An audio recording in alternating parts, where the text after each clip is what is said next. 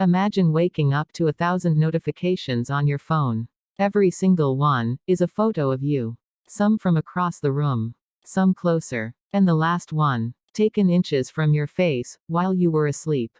Who was behind the camera? And why, 15 years later, did they come back? If you've ever felt that eerie chill, like someone was watching you when nobody should be there, hit that like button. Subscribe for more true stories that will keep you on the edge of your seat. And don't forget to share your own experiences in the comments, we read every single one. My name is Josh, and this story has haunted me for over 15 years. It started back in 2010, when I was just a freshman in college. Back then, Instagram was brand new. Not the empire it is today, just a simple app where people posted pictures of their food, their shoes, maybe a blurry selfie or two. Like everyone else, I got hooked fast. I remember my first few uploads: cafeteria food that looked worse than prison slop, a dumb mirror selfie with my roommate Evan, even a close-up of my sneakers because everyone was doing it. It was harmless fun. Or at least, it seemed that way. Then I got my first follower request. The username, NORAHANNA678. I didn't recognize it. And at the time, people usually only followed friends. But I thought maybe she was in one of my classes, so I hit accept.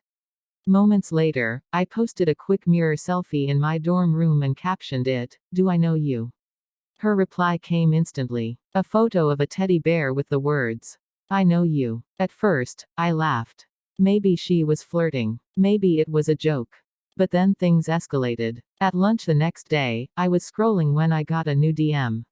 Another photo. Except this one wasn't of her. It was of me, sitting in the cafeteria. In that exact moment, my stomach dropped. I whipped my head around. Nobody was pointing a phone at me. Nobody was laughing or whispering like it was a prank. My hands shook as I typed, "Who are you?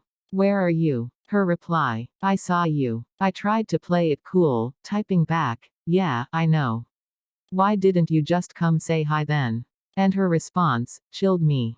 It was impossible. "You're just so cute." That night, I confronted my friends one by one, convinced it had to be one of them. But they all swore it wasn't them. Their faces looked too genuine. Too confused. And deep down, I believed them. The photos kept coming. In the library. In class. Walking across campus. Always me. Always from angles that shouldn't have been possible. It was like she was everywhere at once. And nobody else seemed to notice. I thought I could handle it. Just ignore her. She'd get bored. But one night, everything changed. It was 4:45 in the morning when my phone buzzed nonstop. Over 1,000 notifications. When I opened my DMs, my blood turned to ice. Photo after photo of me, sleeping. The first was taken from across the room. The next, closer. And closer. Until the final one was inches from my face. My eyes shut. My chest rising and falling under the blanket. My roommate Evan was gone for the week. The door had been locked. And when I woke up, it was still locked from the inside. How had she gotten in? I called the police immediately. And for a while, they took me seriously. They checked my room. They dusted for prints. They interviewed people on my floor. But in the end, nothing. No signs of forced entry. No evidence. Just my phone full of photos. Weeks later, the case was closed. I finally blocked her. And just like that, the photos stopped. For 15 years, I told myself it was over. I let myself believe maybe it had been some elaborate prank I never figured out.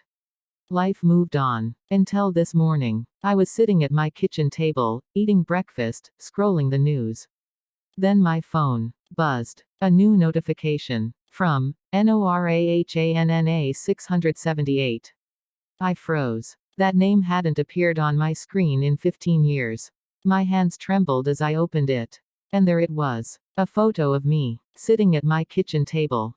Taken just minutes earlier. From the window, right behind me. I remembered looking out that same window before breakfast. I hadn't seen anyone. Not a soul. The caption. "You're still so cute. I wanted to go in and talk to you. But it's scary to talk to you during the day when you're awake. See you tonight instead. I don't know what to do. I'm writing this right now, hoping that if I don't make it through the night, at least my story gets out." 15 years ago, I thought blocking her saved me. But maybe she never left. Maybe she was always watching. And maybe tonight, she finally steps out of the shadows. If this story chilled you to the bone, hit the like button, it helps more than you know. Make sure to subscribe for more stories like this one, and tell me in the comments, what would you have done if you were in Josh's shoes? Would you have blocked her earlier, or tried to find her? I'll be reading your answers.